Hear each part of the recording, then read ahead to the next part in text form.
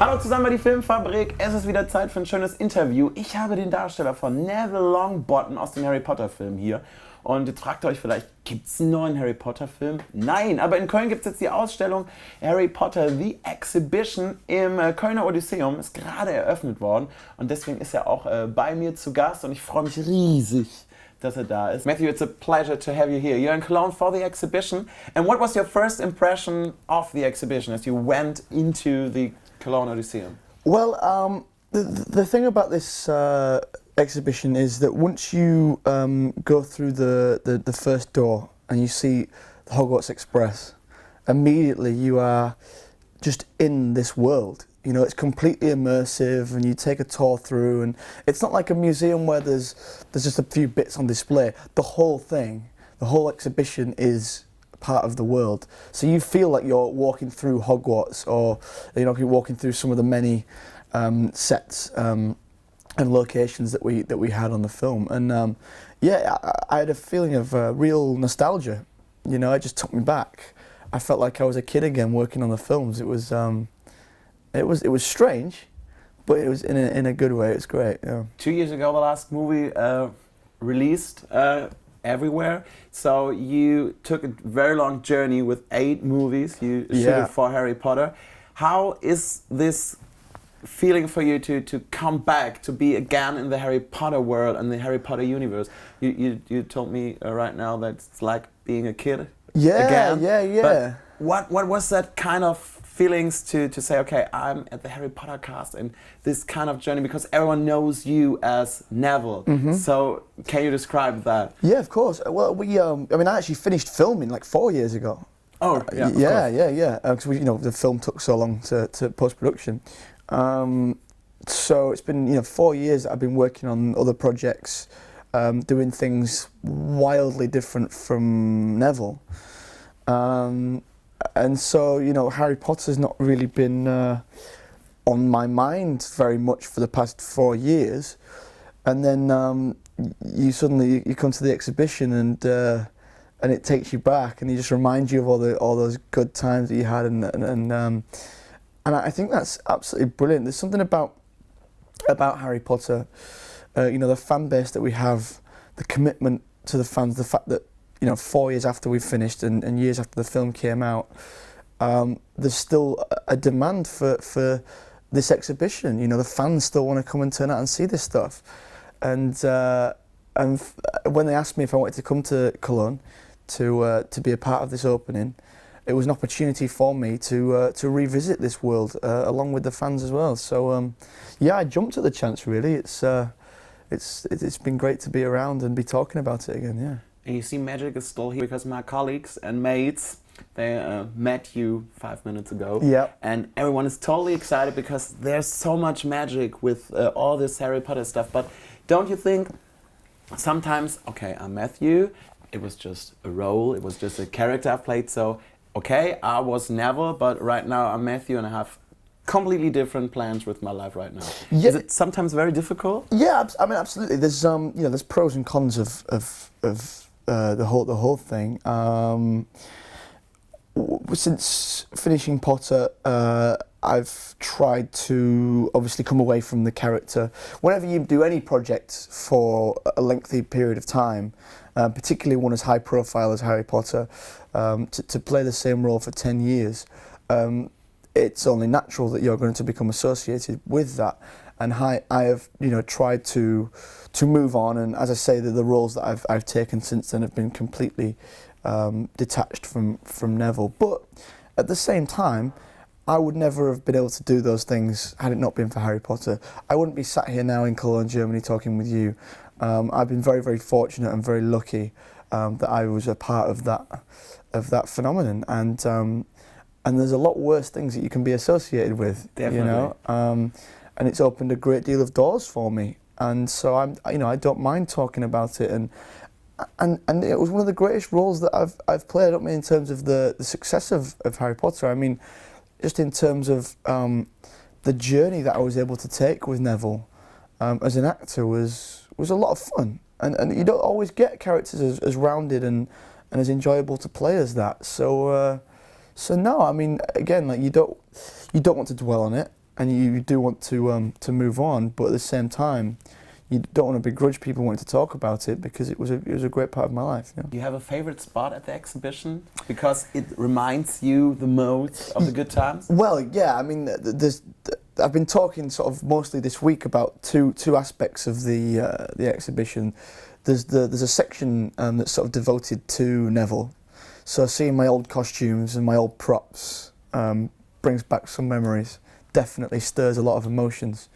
But my favourite bit, I think, is the Quidditch stuff, because I'm a huge sports fan in general, and so the idea of having a wizard sport, I always really loved that in the books, and Quidditch was great, great to read about and to watch on the films. But I never got involved in any of it because Neville never played Quidditch.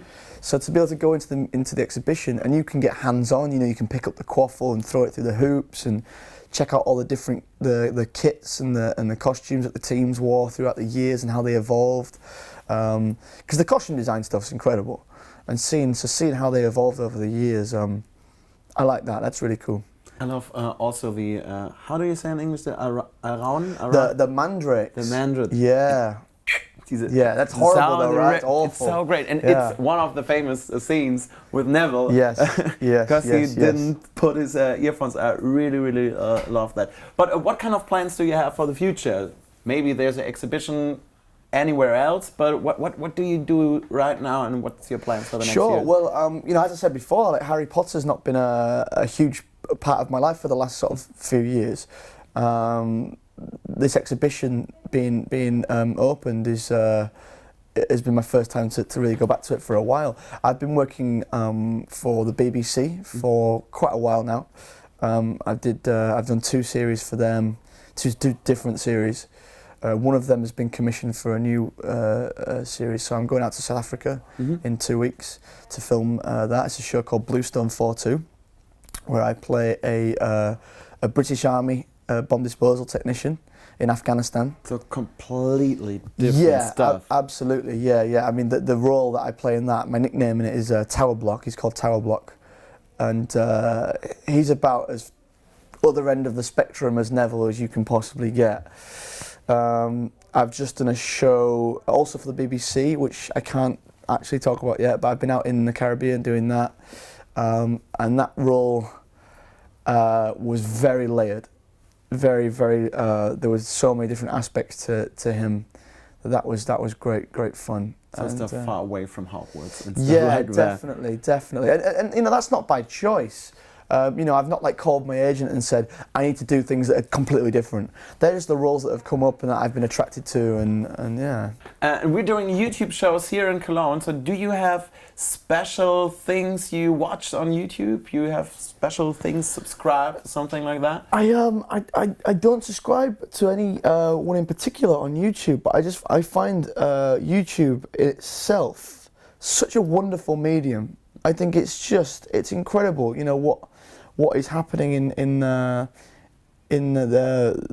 industry, the entertainment industry now with websites like YouTube is just fantastic. I can sit on YouTube and I'll find a clip. Well, what tends to happen is I'll start off watching a trailer for a film or a video game or something, and in the related videos I'll see something and I'll click it.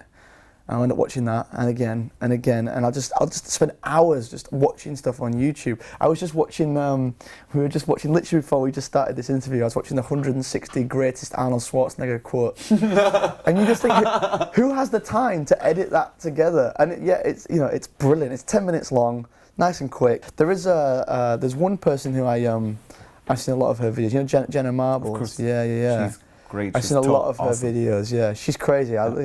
She's brilliant. But that stuff you will never find in the TV or anywhere else. So you need a different medium. That's the best thing about it, and the fact that anyone can do it.